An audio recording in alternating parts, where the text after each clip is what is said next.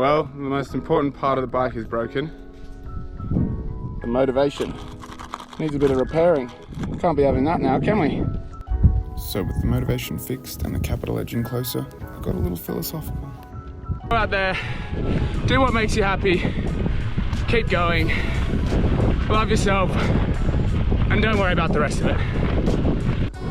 Oh my word, almost 800. Got to fly. Ruined my moment. Almost 800 kilometers of this dirt, gravel, sand. Look at what's in front of me! I had finally seen tarmac and I could barely control my feelings. Yeah, baby! Right out here. Wow, talk about when it rains it pours. The end of the dirt, the start of the downhill, the first sights of Windhoek, and Jack's come up to meet me. I've called in the cavalry. I'm here. After the gruelingly slow pace of the last 10 days, it felt amazing to roll down the road at high speed, but the high was to be short-lived. Well, maybe not. I don't know. I thought it was dead. A dead fly in the beard. Oh, no, in my it's beard. moving slightly. Oh, so it's not that there's not a fly, it's just that it's not dead. I think it's tangled. Fuck. What would you like, sir? Oh, yes, please. Not gonna lie, the next few days were pretty uneventful. Consisted of us just riding along long straight roads with little lots of trucks. What's cooking? Oh yeah. Fair bit of roadside grub.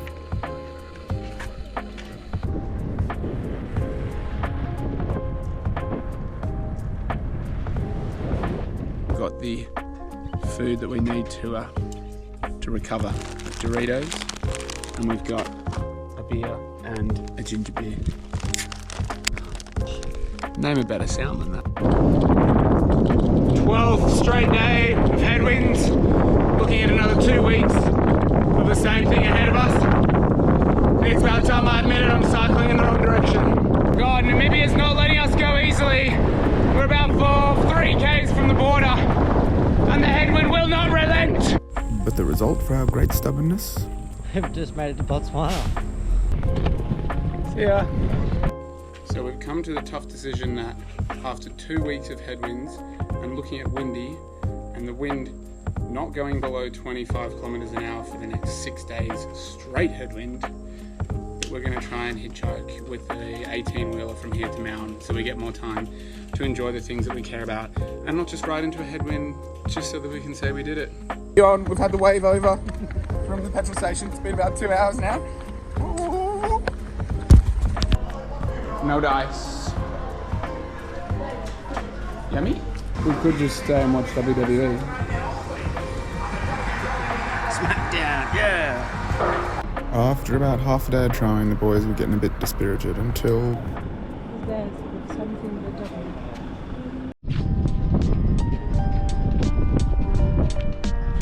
Alright, so we've managed to score here. We've got 2 guys driving 2 separate trailer trucks. They're going to split us up. 1 bike, 1 truck. Because somehow we don't fit in one truck. It's I don't know how double. much. These things are fucking pretty heavy, I'll get you that. Now, I know the purists out there aren't going to be happy, but at the end of the day, these 2 boys were looking for an adventure, and an adventure is absolutely what they got.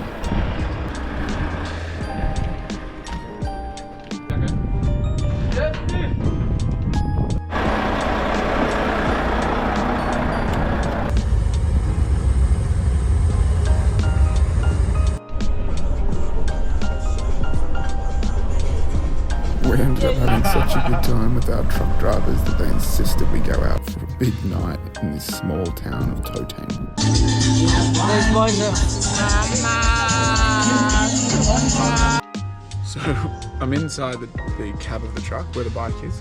And we're going to pop the tent on the trailer of the truck so that we can sleep there under the floodlights of the bar that we parked next to. So it seems to work out considering the bike is, you know, half on his bottom bunk and half on his top bunk, which he has to sleep on. So I don't see what could go wrong.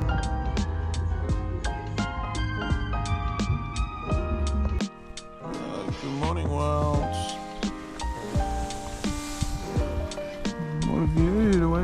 Hey, Jackie boy. You there, mate? You survived the floodlit night. So after saying our goodbyes,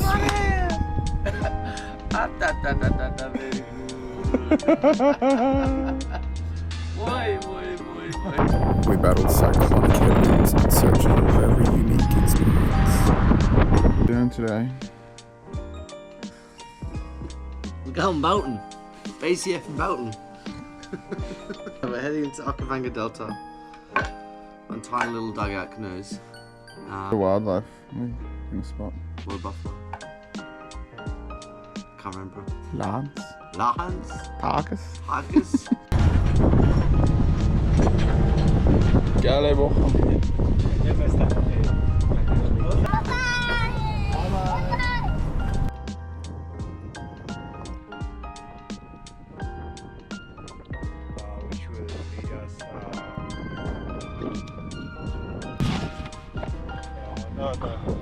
Taking one of these dugout Makoro trips through the rivulets of the Okavango Delta was truly something special. Made even more so by the fact that we were the only people in the entire park. I think it's time to cue a bit of planet Earth.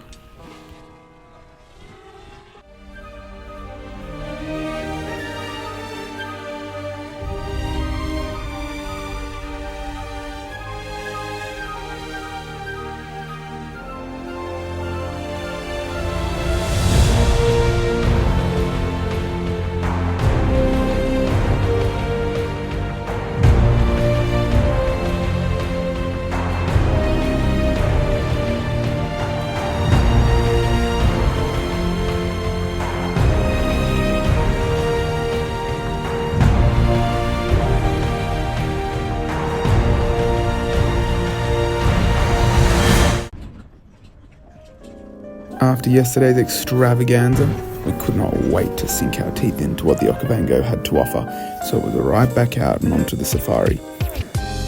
Despite the Attenborough music from just before, I'm not gonna lie, I'm not great at taking photos of wildlife, but we were having a blast.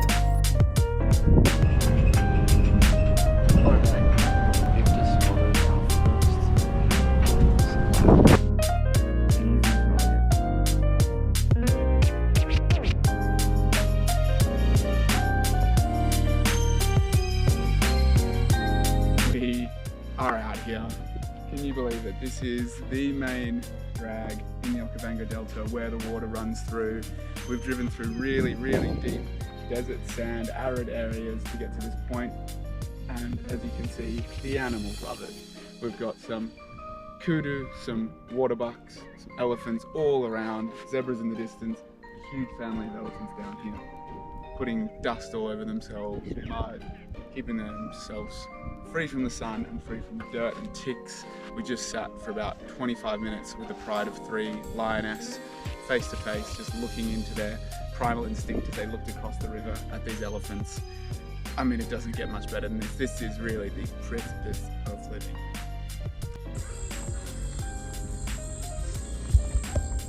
Before I came, everyone said, "Aren't you scared of all the dangerous animals in Africa?" I'll tell you what, plants are the most dangerous part. This is like the 4th or 5th one of these that I've pulled out of my shoe that is sticking literally into my foot. With the thorn removed and the safaris behind us, the boys were back on the road.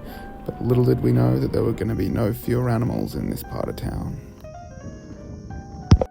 Here we are in the heavily unfenced areas between Maun and Nata. You can see right here where all the elephants just punched through. This is them smashing down the trees, all their poo, all the way across the road and all the way into the bush there too. So luckily it's the middle of the day at the moment, so there's not too much activity. But as we get closer to the afternoon, we'll see a lot more of that IRL, in real life. With our head on a swivel, we really didn't have to wait long for our first sightings.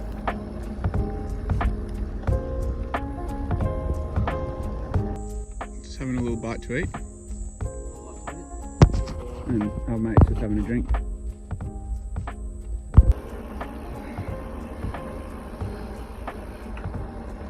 As awe-inspiring as this was, I think we got a little complacent with the fact that these are wild animals, but they made sure they reminded us. We're staying in here. Oh, we have really fallen upwards to finish the day today. Got into Puhuduhudu and asked the police if we could camp there, and they said, maybe not, and then eventually they've let us stay in the back here. They've said there's drinking water, they've given us Wi-Fi, which is better than anywhere else we've had, and Jack's just washing up with a few chickens, and one of the women said she might even make us dinner. I mean, that's pretty good after being chased by elephants and bloody giraffes all day.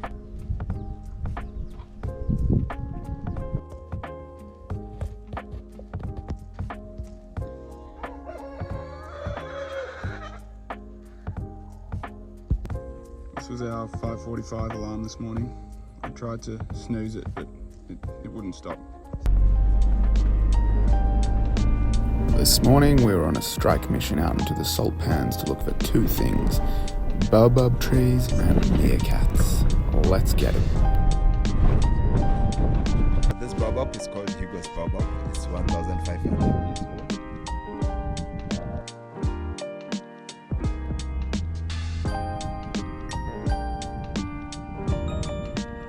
This wouldn't be the end of our baobab sightings, but these two very unwell gentlemen had one thing on their mind: meerkats.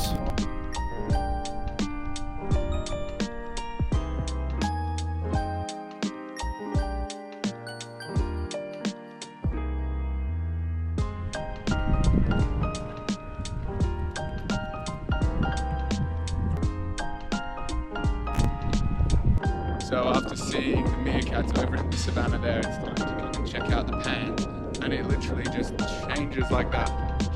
And now we're on the salt pans, and they go on forever.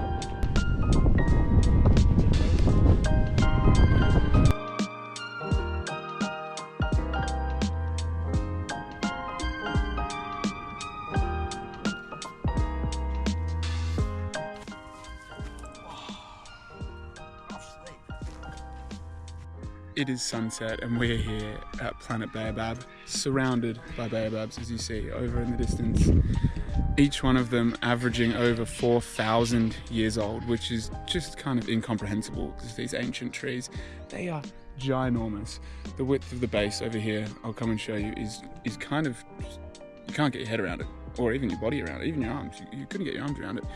We found out today as well that they have these fruit as well that are quite delicious and edible, and their root system can be up to 2 kilometers long, like to get water, and they're thirsty buggers.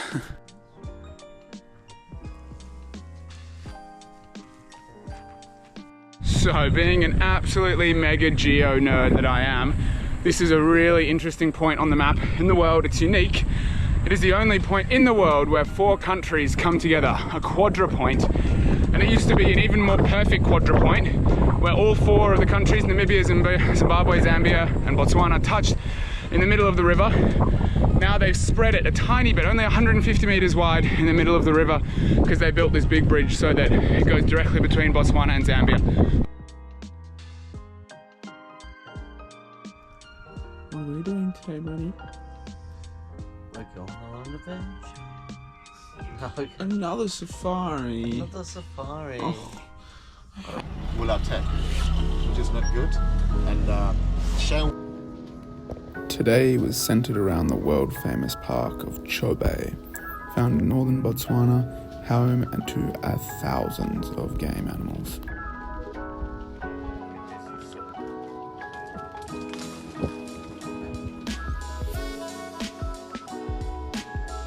It was much more relaxing to observe these beautiful creatures from the safety of a safari van.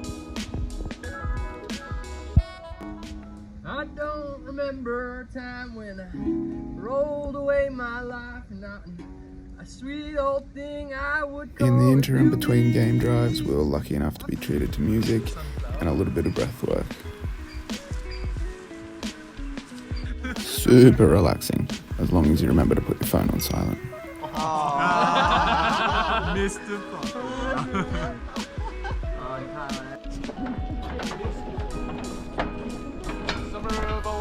down to the riverfront to go on our sunset cruise after our 6-hour game drive this morning.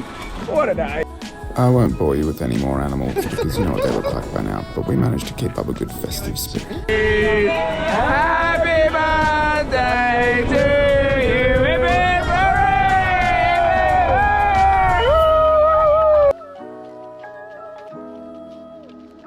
These last few days have been absolute blasts, and I was super proud of myself for being flexible and allowing myself to just change the plans a little bit and not focus so much just on riding the bike. It gave me a new perspective. It allowed me to enjoy the time with my friends, these animals, these sunsets, these people, and I didn't think it could get any better. Until the next day, we met these people, and my life was about to be turned upside down, literally.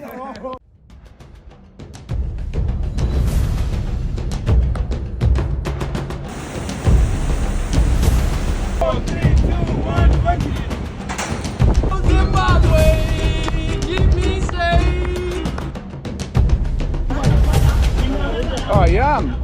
This is Obli Banda, he's riding the bike.